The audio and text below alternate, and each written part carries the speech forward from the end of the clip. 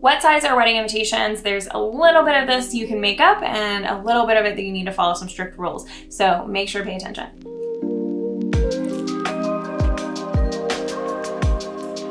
Hi, I'm Laney. I'm a wedding invitation designer. I have a full Etsy shop you can check out at the link in the description of this video. And I also teach people how to become stationery designers. So if you're interested in that, check out some of the links in the description to some of our other resources, as well as all the other videos on this channel, which will help you with that. All right, so let's talk about standard sizing for wedding invitations. For wedding invitations and save the dates, we typically go with an A7 size. This is all US sizing. So if you're not in the US, you might find things a little bit different, and the kind of A and the numbers that I'm going to use might not make sense to you.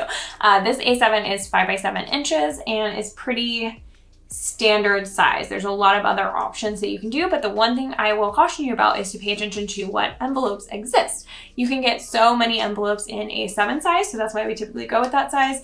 But you can't just say, oh, I want my invitation to be 3 by 16 and expect there to be an envelope that fits that. So when you are going with your invitation or your reply card, anything that needs a corresponding envelope, just make sure you kind of start with standard sizes that envelopes exist for. If you're going with a details card or something, you can go with a non-standard size. This one is, I think, 4 inches or 4 1/4 inches square, because it doesn't need to go in an envelope. So I have a little bit more flexibility on the shape and size of this card. For a details card, this is where we also like to kind of do a crazy shape, cut off an angle, cut it in half, do a circle, just lots of different things, because it doesn't have to fit into an envelope. An RSVP card, on the other hand, does have to fit in the envelope, so we want to go with the standard size. Typical sizes for these, this one is called 4 bar. It's a little bit smaller than 3 by 5. And it has standard envelopes, or you can go with what's called A2. This is 4 1/4 by 5 1/2. It's literally 1/4 of an 8 1/2 by 11 sheet.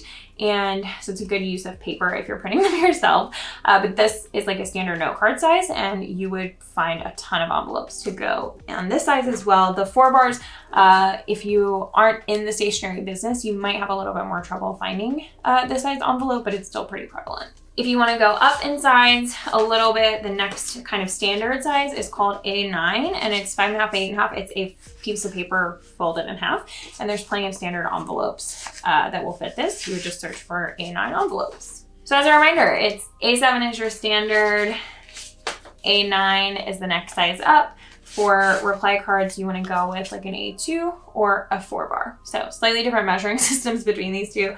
But in general, if you stick with the A measuring system, you do A2 for your reply card and then A7 or 9 for the wedding invitation. Lastly, if you want to go with something square, typically the standard square envelopes are 6 by 6 or 6 1/4 by 6 1/4. This is actually a circular piece, and you can see the gold foil. How pretty is that? But it fits really well into this square envelope as well.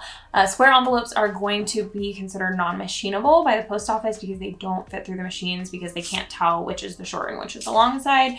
So someone has to hand sort these, and that will require an additional postage surcharge. Right now it's about 30 cents, but it could change, so check it. Don't trust me on that, depending on when you're watching this. And then if you want to do inner and outer envelopes, that's kind of a little bit outdated at this point, but a lot of really formal weddings still do that. It's kind of where you put the entire invitation with the envelope inside another envelope. The inner envelope will say, like, you know, Uncle Matt and Aunt Carol, and the outer envelope will have their formal address name on it. It just keeps everything a little bit safer and gives you that kind of like formal and then informal greeting as well. If you want to do that, you'll definitely have to go with standard sizing, because it's hard to find envelopes that kind of fit into each other. So the A7 will be a really good one. You can also find A9 or 6 by 9.